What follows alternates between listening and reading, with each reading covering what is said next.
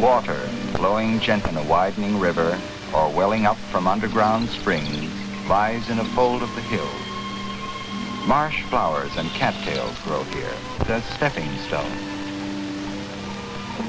The streamlined grebe, swimming and diving.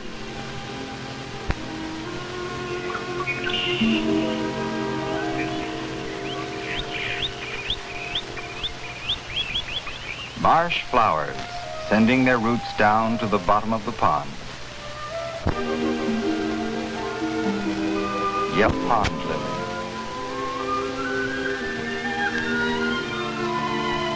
Large floating leaves provide a home for Donacia, the water beetle.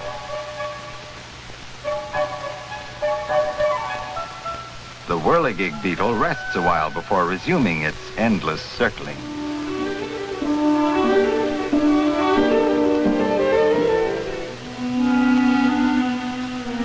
A muskrat moves cautiously toward its house.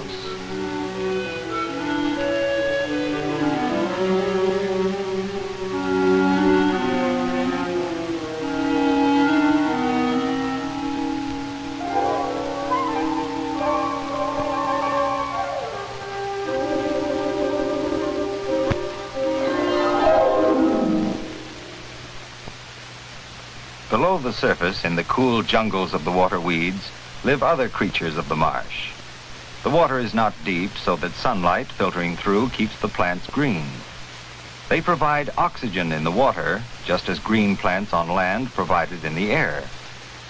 Not all the animals living beneath the surface can breathe in the water.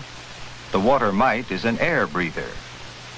It usually crawls on the bottom, but this one seems to be having difficulty getting its feet on the ground. The light green damselfly nymph and the caddis worm live and breathe underwater until they emerge as free-flying insects. The snail, gliding slowly about on its single foot, must breathe on the surface, though it eats underwater plant stems. The painted turtle seeks its food below the surface, too. The dragonfly nymph is among the fiercest underwater predators. Often its prey is the larva of the common mosquito hanging upside down from the surface film. As they grow, larvae become pupae, the comma-shaped ones, and from these the mosquitoes hatch and fly away.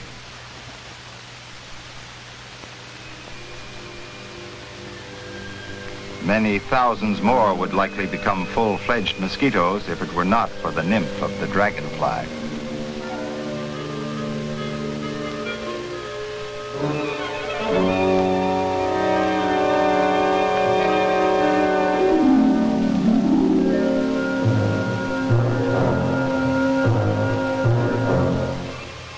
Though the nymph seems to move very slowly, the lightning speed of its grasping lower lip can seize even minnows, and apparently the nymph relishes this change of diet.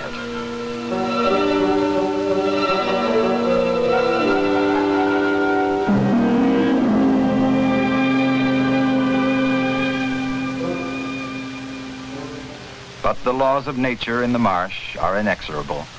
The nymph, gorged upon mosquito larvae, itself becomes the victim of the giant water bug. Grasping the nymph firmly in its specially grooved front legs, the bug literally sucks out its victim's life.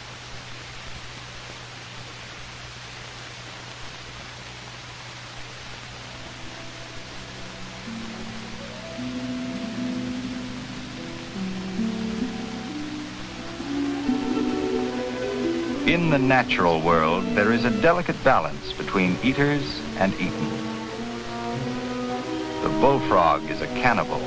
In its relentless hunt for food, it will even attack its own children. In this case, though, its prey is a leopard frog.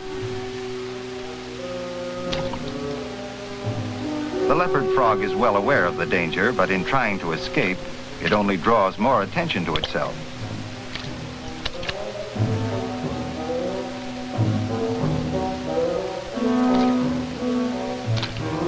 But it may escape if its pursuers spend too much time struggling among themselves.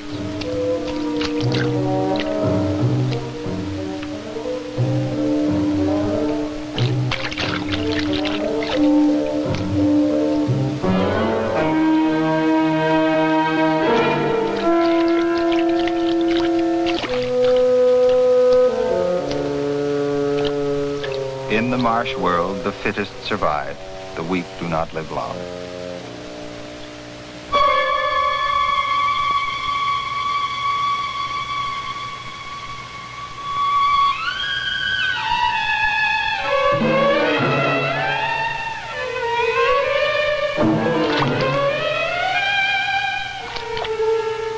Although the garter snake doesn't have a mouth large enough to swallow a bullfrog as big as this, the frogs make themselves look even larger, an impossible mouthful. But if the snake cannot eat the frog, perhaps the frog can eat the snake.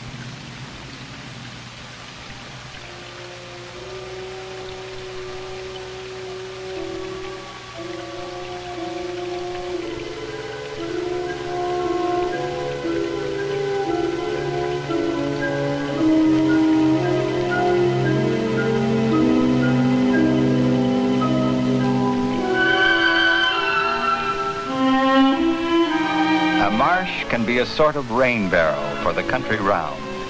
In wet weather, it stores the water.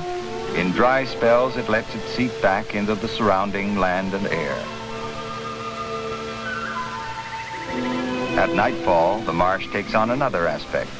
Innumerable frogs, which have lain quietly in the reeds all day, start calling to attract their mates.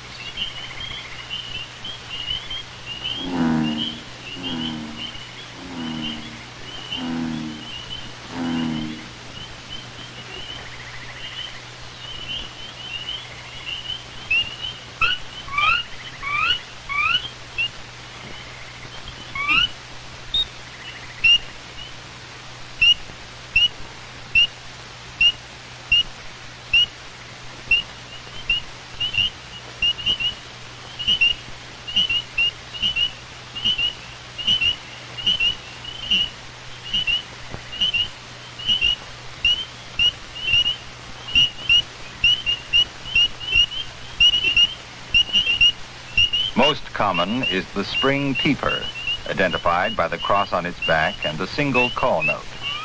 But bullfrogs and tree frogs will join the chorus until some unexpected sound plunges the marsh into sudden quiet.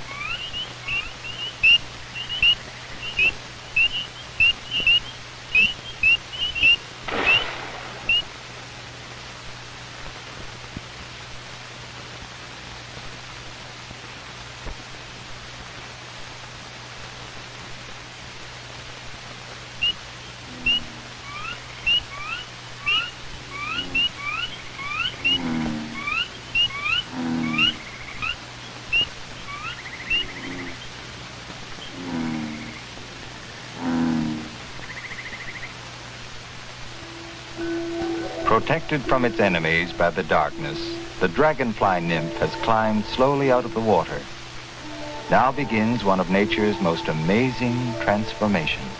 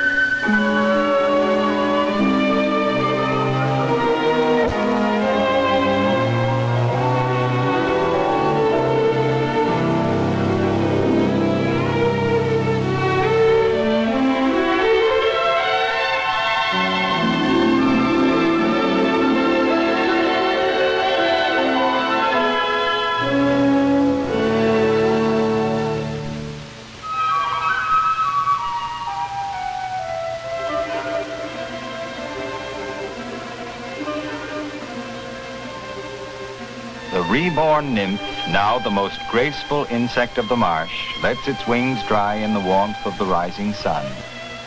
Though it has spent more than a year beneath the surface, the dragonfly has only a few weeks of life left in which to mate and propagate its species.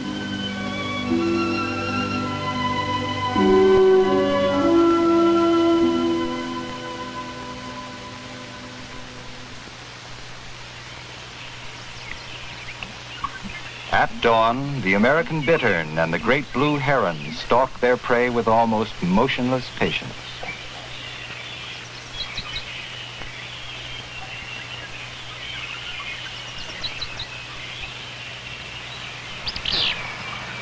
The bittern proclaims its home territory with weird, squelching notes.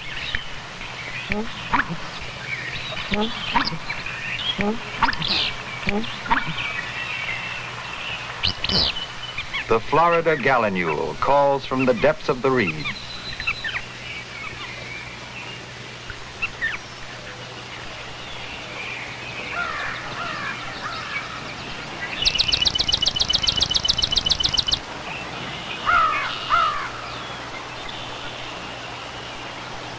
The swamp sparrow gives its simple trill.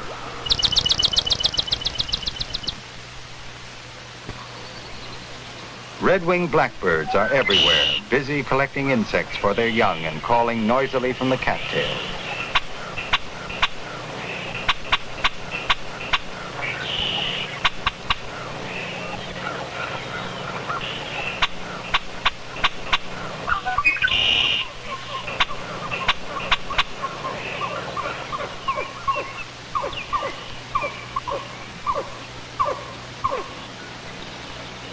The pied-billed grebe is well adapted to its life in the marsh.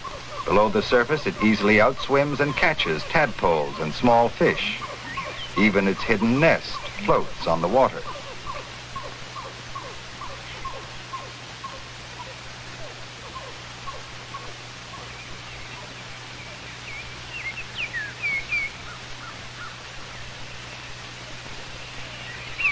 In the eternal cycle of birth and death, most of the inhabitants of the marsh will not survive for long.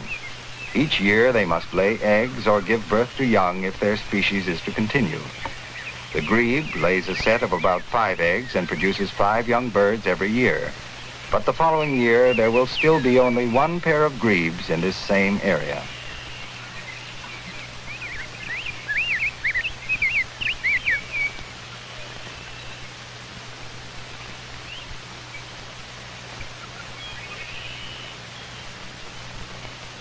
Down below the surface, the spotted newts are preparing to lay their eggs. The female will have to lay between 80 and 100 eggs if there is still to be a pair of newts in this part of the marsh. This extraordinary dance may go on for several hours with the male rubbing the side of his head against the nose of the female and vibrating his tail.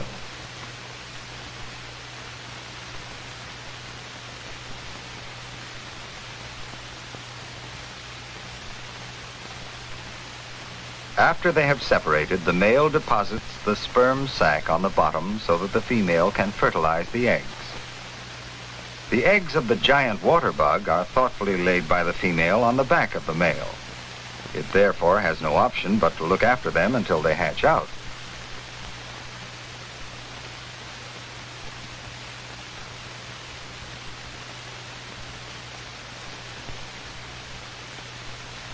Though it looks muscular enough, the newly hatched bug faces an uncertain future.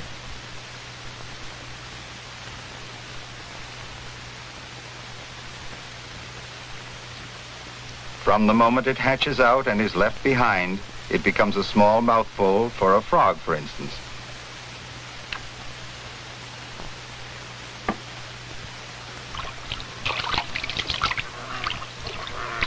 The mating of bullfrogs involves fierce struggles among the males, so that the strongest get the most desirable females.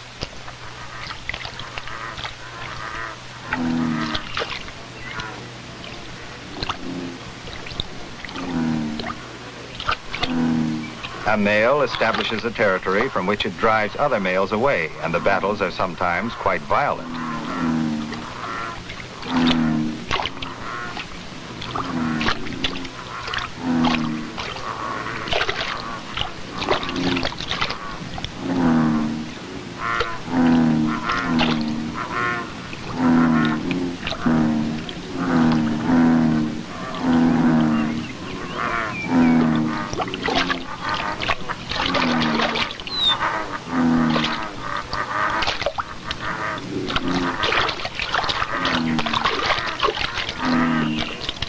Eventually, a female enters the territory and mating takes place.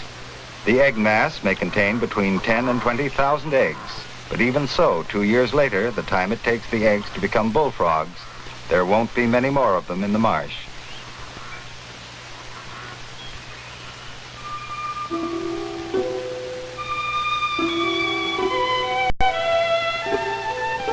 The dragonfly lays its eggs one at a time, daintily attaching them to the stalk of a water plant either above or below the surface. It may spend several days at its careful task, but still only one or two will escape the sharp eyes of the female red-winged blackbird.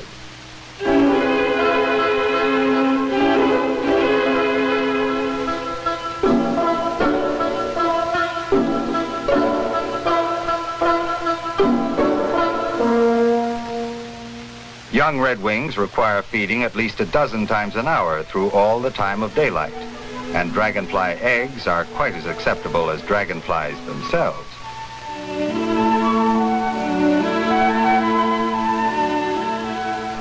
The young pied-billed grebes will require as much food and more, but they hatch out almost ready to look after themselves and only have to watch their parents to see how to find their own food.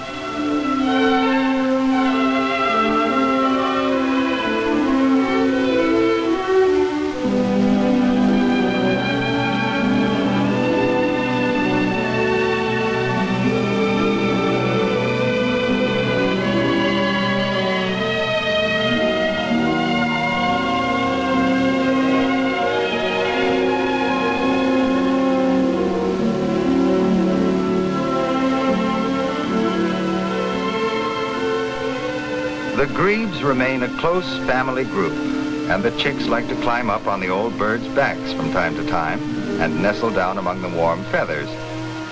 But by winter, when the marsh freezes, the young grebes too will face perils on their migration to unknown lakes far southwards.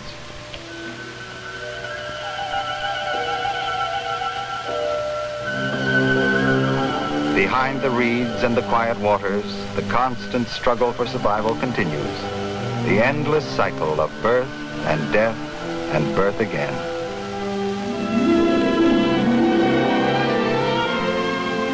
The marsh world reflects in miniature the whole world of nature, both savage and beautiful in its intricate harmony.